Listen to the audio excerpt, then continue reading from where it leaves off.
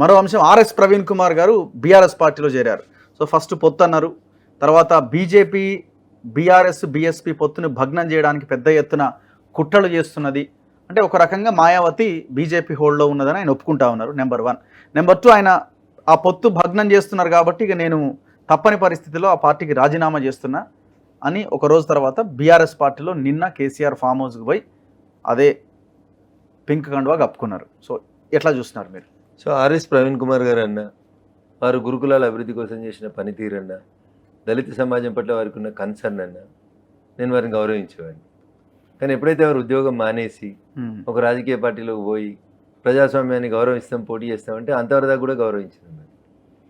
కానీ మీరు ఆ పార్టీ పెట్టుకున్న తర్వాత మీరు పోయినసారి ఎన్నికలలో పోటీ చేసినప్పుడు మీ ప్రచారంలో మీరు ఎన్ని మాట్లాడినారు కేసీఆర్ గారి గురించి? ఎన్ని మాటలు మాట్లాడినారు? ఇలా మాటలన్నీ ఎటుపోయినాయి? ఏ గంగల మునిగినరని మీరు ఎలా మళ్ళీ పోయి ఆ పవిత్రులే అందులో చేరినరని చెప్పాలి. మీరు ఏం జరిగింది? కేసీఆర్ లోపల ఏం మార్పు చూసారు మీరు? ఏం మారిండు కేసీఆర్? ఓట్ల కోసం మీ దగ్గరికి వచ్చింది తప్ప ఆయన ఏం మారలేదు. ఆయనకు మీ పట్ల కన్సర్న్ లేదు, మీ వృత్తి పట్ల కన్సర్న్ లేదు, దళితవాదం పట్ల కన్సర్న్ లేదు ఆయనకి. ఏడగనబడ్డది సార్? మీ కొత్తగా ఏం మారింది సార్ కేసీఆర్? అధికారం మొంగనే కేసీఆర్ మారిండు అనుకుంటురా?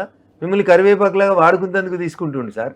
కేటీఆర్ ఊకి ఒక మాట చెప్తుండే చూసిరా, కాంగ్రెస్ వాళ్ళకి మాకు ఎంత తేడా సార్, మా అంటే 1.5% తేడా సార్ అన్నాడు. ఇలా 1.5% తెచ్చుకుంటేందుకు ఆర్ఎస్ ప్రవీణ్ కుమార్ సార్ని బలి చేస్తుంది బీఆర్ఎస్ పార్టీ. అందుకని దయించి మీరు ఆలోచించండి ఆర్ఎస్ ప్రవీణ్ కుమార్ సార్ అని నేను మీ ద్వారా వరకు విజ్ఞప్తి చేస్తాను. నాకు ఇంకో డౌట్ వస్తుంది. వెనకటికి ఎప్పుడు రాజశేఖర రెడ్డి గారు, కేవీపీ గారు ఏదో పార్టీ పెట్టించి అపోజిషన్ ఓట్లన్నీ చీలిపోతే మళ్ళీ మేము రెండోసారి అధికారంలోకి వచ్చేందుకు పనిచేస్తాం కదా అని అట్లేమన్నా చంద్రశేఖరరావు గారు ఆర్ఎస్ ప్రవీణ్ కుమార్ గారిని బయటికి పంపించి బీఎస్పీ అధ్యక్షుని చేసి మళ్ళీ అవసరం తీరిపోయిన తర్వాత మీరు ఇందాక ఊకే పదే పదే కవిత అరెస్టు, బీజేపీ అసెంబ్లీ అంటారు కదా, అట్లేమన్నా కేసీఆర్ ఏమన్నా దూరదృష్టితో ఆలోచించి ప్రవీణ్ కుమార్ సార్ని పంపించి యాంటీ ఇన్కంబెన్సీలో ఉన్న ఓట్లను కొన్ని ఆయనతో జీల్చిపించి మళ్ళీ అధికారంలోకి వచ్చేందుకు ఏమైనా కుట్ర చేసిండేమో ఇప్పుడు అనిపిస్తుందా? ఆ ప్లాన్ ఫెయిల్ అయింది కాబట్టి మళ్ళీ ఇద్దరు ఒకటైందేమో అని అనిపిస్తుంది. అసలు ఆయన ఆర్ఎస్పీ చెప్తున్నదే మీ పార్టీ గురించి. ఏమని? మా పొత్తుని భగ్నం చేయడానికి ప్రయత్నం చేసినారు. ఒకటి, ఎందుకు బీఆర్ఎస్ అంటే బహుజనవాదం తెలంగాణవాదం కలిసి లౌకికవాదాన్ని ఈ దేశంలో సెక్యులరిజాన్ని కాపాడే ప్రయత్నం చేయాలి. బీజేపీ అతి ప్రమాదకరంగా తెలంగాణ మీద దూసుకొస్తా ఉన్నది, చాలా ప్రమాదకరమైన పరిస్థితి అని. భారత రాజ్యాంగం నచ్చలే నాకు, ఆ రాజ్యాంగం మంచిగా లేదు, ఆ రాజ్యాంగాన్ని తీసి అవతల వారేసి కొత్త రాజ్యాంగాన్ని రాస్తాన్న కేసీఆర్ గారు ఆర్ఎస్ ప్రవీణ్ కుమార్ గారికి నచ్చుతారా? కన్నా ఎట్లా నచ్చుతారన్నా? భారతీయ జనతా పార్టీ ఎప్పుడు అట్లా మాట్లాడలేదు కదన్నా. భారతీయ జనతా పార్టీ అంబేద్కర్ గారిని గౌరవించింది. భారతీయ జనతా పార్టీ అధికారంలో ఉన్నప్పుడు లేదా భారతీయ జనతా పార్టీ మద్దతు అధికారంలో ఉన్నప్పుడు అంబేద్కర్ గారికి భారతరత్న ఇచ్చినాం. భారతరత్న అంబేద్కర్ గారి పంచతీర్థాన్ని గుర్తించింది, గౌరవించింది, వాటిని డెవలప్ చేసింది భారతీయ జనతా పార్టీ. ఇన్ఫ్యాక్ట్ దళితుల కోసం ఎక్కడంటే అక్కడ పనిచేస్తున్నటువంటి పార్టీ భారతీయ జనతా పార్టీ. మాకు అబ్జల్యూట్ మెజారిటీ వచ్చే అవకాశం వచ్చిన రోజు ఈ దేశానికి రాష్ట్రపతిని చేసింది భారతీయ జనతా పార్టీ ఒక దళితుడిని. మేము ఎక్కడ దళితుల్ని దూరం ఉంచినాం? ఎక్కడ భారతీయ జనతా పార్టీ దళితులకు దూరంగా ఉంది? కేబినెట్ మంత్రులలో చంద్రశేఖరరావు గారు ఎవరిని గౌరవించారు, మేము ఎంతమందిని గౌరవించినాం ఒకసారి ఆర్ఎస్ ప్రవీణ్ కుమార్ సార్ ఆలోచించాలి. ఏంది సెక్యులరిజం అంటే? వినడానికి గొప్పగా అందరూ ఏదో చెప్తా ఉంటారు, నాకు తెలియదు రాగా అడుగుతా ఉన్నాను నేను. సెక్యులరిజం అంటే ఏంది? మత సామరస్యము, అన్ని మతాలు ఒకటే. అన్ని మతాలు ఒకటేనా? అన్ని మతాలు ఒకటేనా? ఆ రకంగా మనం ఈ దేశాన్ని ముందుకు తీసుకెళ్ళాలి. అట్లా అంతేనా? నాకు తెలియదు కాబట్టి అడుగుతున్నా. అదే అని నేను అనుకుంటున్నా. మరి నువ్వు అనుకుంటే నువ్వు ఇఫ్తార్ విందులకు పోతే నువ్వు టోపీ పెట్టుకుంటావు, మరి నీ గుడికి వచ్చే వాళ్ళు బొట్టు పెట్టుకుని ఎప్పుడైనా ప్రేయర్ చేసిర్రా? ఓకే, పరమత సహనం ఉండాలి కదా. పరమత సహనం ఒక నాకెందుకు ఉండాలి, నీకెందుకు ఉండకూడదు? నీకెందుకు ఉండకూడదు అంటున్నా. పొద్దున్నేస్తే మైనార్టీల రక్షణ అని మాట్లాడుతున్నావు కదా. చట్టం ముందు అందరూ సమానమైతే ఒక మతం వల్లనే ఎందుకు రక్షించాలని మాట్లాడుతున్నావు? ఇలా సిఏఏ గురించి మేము మాట్లాడుతుంటే సిఏఏ ముస్లింలకు వ్యతిరేకమని మాట్లాడుతున్నాం.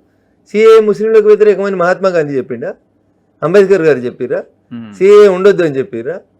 మహాత్మా గాంధీ చెప్పింది చేయరు మీరు, అంబేద్కర్ గారు చెప్పింది చేయరు, ఏది చేయరు. అసలు భారత రాజ్యాంగంలో ఏముందో అది మేము చేస్తూ ఉంటే ఇవన్నీ ఏదో గొప్ప గొప్ప మాటలు తీసుకొచ్చి సెక్యులరిజాన్ని కాపాడుతాం. ఎప్పుడొచ్చింది సెక్యులరిజం? అంబేద్కర్ గారు రాసినప్పుడు సెక్యులరిజం గురించి ప్రస్తావించిర్రా? హిందువులకు లేదా పరమత సహనం? ఎట్లా మాట్లాడతారు? హిందువులు ఏది పడితే అది పడాలి, ముస్లింలు మాత్రం పడరు, వాళ్ళకి ప్రత్యేకమైనటువంటి ముస్లింలకి ప్రత్యేకమైన హక్కులు ఉండాలి.